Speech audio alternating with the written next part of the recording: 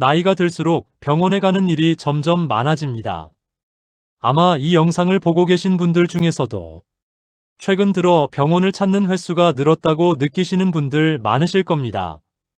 그런데 만약 병원에서 희귀질환이라는 진단을 받게 된다면 그 순간 가장 먼저 떠오르는 생각이 하나 있습니다. 이거 치료비 얼마나 나오는 거지? 이건 너무나 현실적인 고민입니다. 희귀질환이라는 말 자체도 낯설고 치료가 길어질 수 있다는 이야기를 듣게 되면 경제적인 부담이 먼저 떠오르게 됩니다. 실제로 희귀질환은 검사비, 약값, 입원비까지 모두 합치면 한 달에 수십만 원에서 많게는 수백만 원까지도 비용이 발생할 수 있습니다. 이게 한 번으로 끝나는 것이 아니라 지속적으로 발생할 수 있다는 점에서 더 큰 부담으로 다가옵니다. 그래서 치료를 계속해야 하는 상황에서도 비용 때문에 고민하는 분들이 정말 많습니다. 그런데 여기서 꼭 알아두셔야 할 중요한 사실이 있습니다. 희귀질환은 개인이 전부 부담하는 것이 아니라 국가에서 병원비를 크게 줄여주는 제도가 따로 있습니다. 이걸 알고 있느냐 모르느냐에 따라 실제 내야 하는 병원비는 완전히 달라집니다. 대표적으로 적용되는 제도가 바로 산정특례 제도입니다. 이 제도는 쉽게 말씀드리면 중증질환이나 희귀질환 환자의 건강보험 본인 부담을 낮춰주는 제도입니다. 예를 들어 설명드리겠습니다. 일반 환자의 경우에는 병원비를 낼 때 본인 부담률이 적용됩니다. 이 본인 부담률은 의료기관 종류에 따라 다르지만 보통 약 20%에서 많게는 60% 수준까지 부담하게 됩니다. 하지만 희귀질환 환자의 경우에는 이 부담이 크게 줄어들어서 약 10% 수준으로 낮아집니다. 즉, 100만 원 치료비가 나왔다고 가정하면 일반 환자는 20만 원에서 많게는 60만 원까지도 부담할 수 있지만 희귀질환 환자는 약 10만 원 수준으로 줄어들게 됩니다. 이 차이는 생각보다 굉장히 큽니다. 몇 달만 지나도 수백만 원 차이가 발생할 수 있습니다. 그리고 여기서 반드시 알아두셔야 할 점이 있습니다. 이 혜택은 건강보험이 적용되는 급여 항목에만 해당됩니다. 따라서 비급여 항목, 즉 건강보험이 적용되지 않는 치료비는 산정특례 혜택에서 제외됩니다.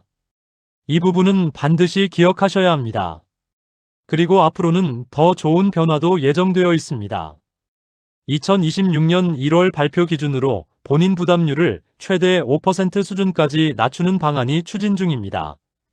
그런데 여기서 많은 분들이 크게 오해하는 부분이 있습니다. 희귀질환이면 자동 적용 아닌가요? 이렇게 생각하시는 분들이 많지만 그건 사실이 아닙니다. 이 제도는 반드시 신청을 해야 적용됩니다.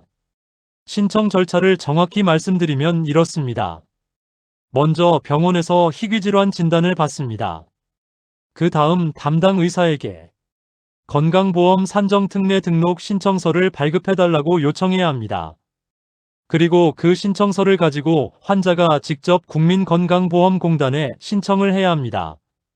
신청 방법은 방문, 팩스, 우편 등이 가능하고 경우에 따라서는 병원이 전산 시스템을 통해 대행으로 신청해주는 경우도 있습니다. 하지만 중요한 것은 자동 적용이 아니라는 점입니다.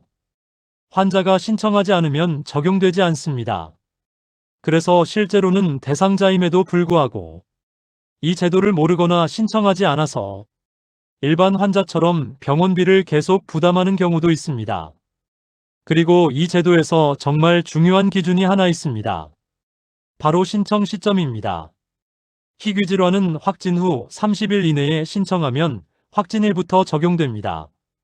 하지만 30일이 지나서 신청하면 신청일 기준으로 적용됩니다. 여기서 반드시 정확히 알고 계셔야 할 점이 있습니다. 소급 적용이라는 표현 때문에 확진 이전 비용까지 돌려받을 수 있다고 오해하시는 경우가 있는데 그건 아닙니다. 소급 적용은 확진일 이후 발생한 치료비에만 해당됩니다. 즉 확진 이전에 단순 의심 단계에서 진행된 검사비는 적용되지 않습니다. 반대로 확진 이후에 이미 일반 본인 부담률로 낸 비용은 특례 기준으로 다시 계산되어 부담이 줄어들 수 있습니다. 단, 이미 납부한 비용의 차액은 자동으로 돌아오는 것이 아니라 해당 병원에 직접 요청해야 하는 경우가 있습니다. 그래서 진단을 받았다면 가능한 한 빠르게 신청하는 것이 중요합니다. 그리고 참고로 상세불명 희귀질환의 경우에는 일반적인 30일 규정이 아니라 희귀질환 전문위원회 판정일 기준으로 적용됩니다. 이 제도는 한 번 등록하면 끝나는 것이 아니라 적용 기간이 정해져 있습니다. 일반 희귀질환의 경우에는 5년간 적용됩니다. 이때 중요한 점은 신청 시점에 따라 시작일이 달라진다는 것입니다. 30일 이내 신청 시에는 확진일부터 5년이 적용되고 30일 이후 신청 시에는 신청일부터 5년이 적용됩니다. 그리고 상세불명 희귀질환의 경우에는 1년 적용됩니다. 또한 기간이 끝나면 재등록이 필요합니다. 이걸 놓치게 되면 갑자기 병원비 부담이 다시 늘어날 수 있습니다. 그리고 여기서 한 가지 더 알아두시면 좋은 내용이 있습니다. 희귀질환은 단순히 한 가지 유형만 있는 것이 아닙니다. 일반 희귀질환 외에도 극희귀질환이나 기타 염색체 이상 질환 등 여러 유형이 존재합니다.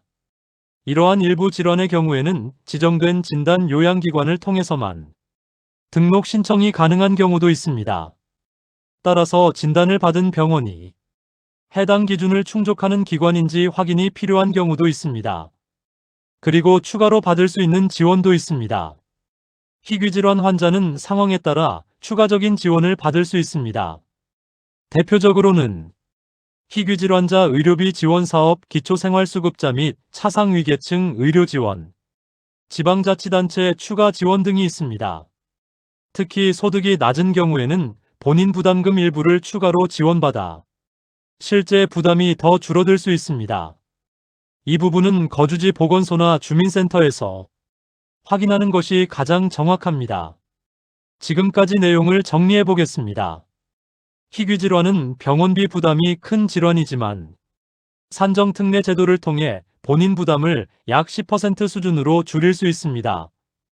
비급여 항목은 적용되지 않습니다.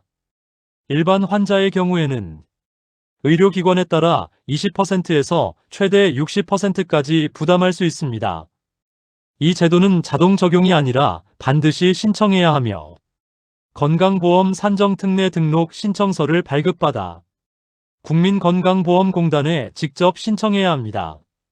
확진 후 30일 이내 신청하면 확진일부터 적용되고 소급 적용은 확진 이후 치료비에만 해당됩니다. 일반 희귀질환은 5년 상세불명 희귀질환은 1년 적용됩니다. 그리고 일부 질환은 지정된 의료기관을 통해서만 등록이 가능한 경우도 있습니다. 기간이 끝나면 재등록이 필요하며 추가 지원 제도까지 확인하면 부담을 더 줄일 수 있습니다.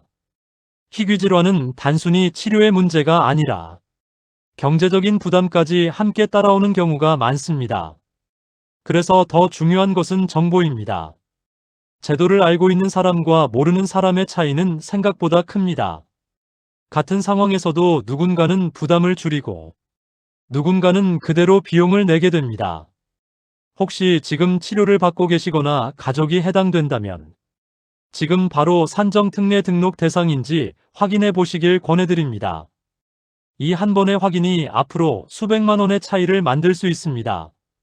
오늘 영상이 도움이 되셨다면 구독과 좋아요로 많은 분들에게 정보가 전해질 수 있도록 도와주세요. 영상 내용을 글로 보고 싶으시다면 아래 설명란을 클릭해주세요. 앞으로도 알기 쉽고 믿을 수 있는 복지 정보로 다시 찾아뵙겠습니다. 시청해주셔서 감사합니다.